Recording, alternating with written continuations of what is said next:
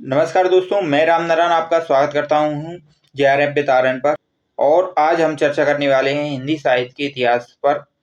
सारा का सारा जो हिंदी साहित्य का इतिहास है उसमें महत्वपूर्ण जो जानकारी है उसको हम आज क्लियर करने वाले हैं। और नेट JRF के पेपर 2 की यूनिट 2 है, वो बहुत ही बड़ी है और कॉम्प्लेक्स है, तो उसको समझने में थोड़ी दिक्कत आती है। लेकिन अगर हिंदी साहित्य के इतिहास को एक बार अच्छे से समझ लेंगे तो फिर ज़्यादा दिक्कत नहीं आएगी। तो उसी के चलते हुए मैं इस वीडियो को लाया हूँ।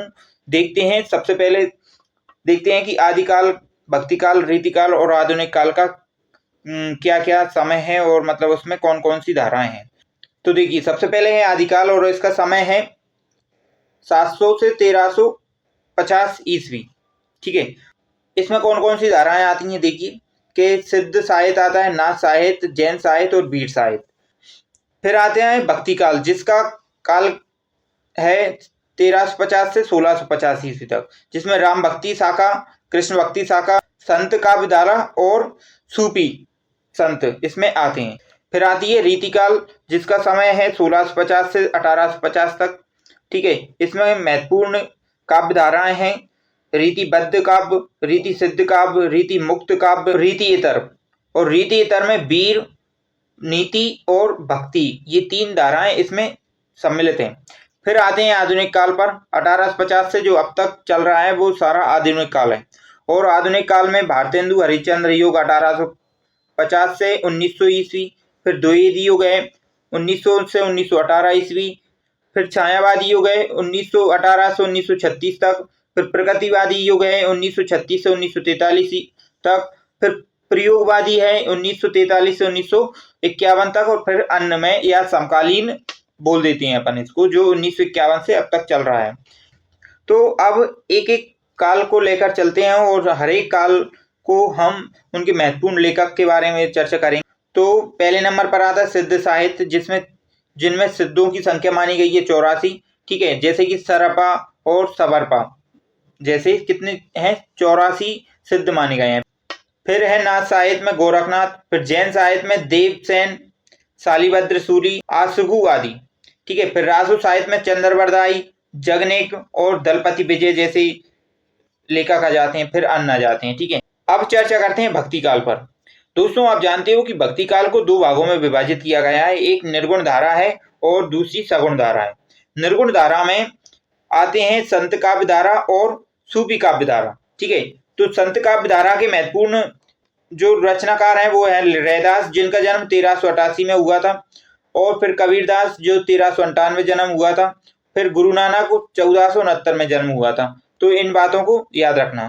फिर सूफी काव्य धारा में कुतुबन, मंजन और जायसी बहुत ही महत्वपूर्ण रचनाकार हैं और सिलेबस में जायसी की पद्मावत भी दी गई है। ठीक है, फिर आते हैं सगुण धारा के राम काव्य धारा के कवि या लेखक, तो तुलसीदास, फिर अग्रदास, नाभादास और प्राणचंद्र चौहान। फिर कृष्ण काव्य धारा में वल्लभाचार्य, सूरदास, नंददास जैसे लेखक इसमें शामिल हैं। तो ये बात हुई किसके बारे में, भक्ति काल के बारे में। अब चर्चा करते हैं रीतिकाल के बारे में। तो दोस्तों, इसमें एक महत्वपूर्ण बात यह है कि रीतिकाल को 4 भागों में विभाजित किया गया है, लेकिन इसको 3 मुख्य भागों में गिना जाता है। जैसे कि रीति बद्ध काव्य होता है, रीति सिद्ध काव्य और रीति मुक्त काव्य, और रीति इतर काव्य भी होता है। तो इसको अलग से देखा जाता है। ठीक है, तो अब बात करते हैं रीतिबद्ध काव्य धारा के प्रमुख कवि। तो केशवदास हैं 1555 से 1617। फिर चिंतामणि है 1609 से 1685। फिर भूषण है 1613 से 1715। और फिर मतीराम है 1617। फिर बात करते हैं रीति सिद्ध कवियों के बारे में।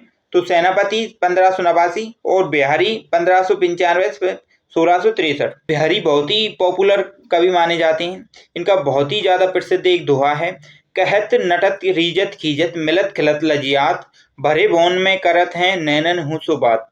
ठीक है, तो एग्जाम में पूछ लिया जाएगा, तो इसको भी ध्यान रखना। फिर चर्चा करते हैं रीति मुक्त काव्य धारा पर, जिसके प्रमुख कवि हैं गणानंद 1689 से 1739। फिर बोधा 1747 और ठाकुर 1766। फिर बात करते हैं रीति इतर काव्य को 3 भागों में विभाजित किया गया है, वीर काव्य, नीति काव्य या नीति काव्य के महत्वपूर्ण कवि हैं कौन, ब्रंद, और भक्ति काव्य। तो ये बात हुई किसके बारे में, रीतिकाल के बारे में। अब बात करते हैं आधुनिक काल के बारे में। दोस्तों आधुनिक काल वैसे तो बहुत बड़ा है, लेकिन इसके महत्वपूर्ण लेखकों और रचनाकारों को अच्छे से समझ लिया तो ये ज़्यादा जटिल नहीं बन पाता।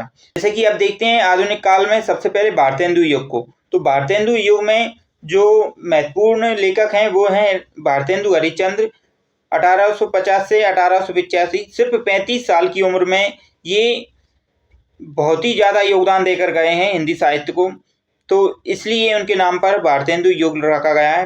फिर आते हैं प्रताप नारायण मिश्र, 1856 से 1894।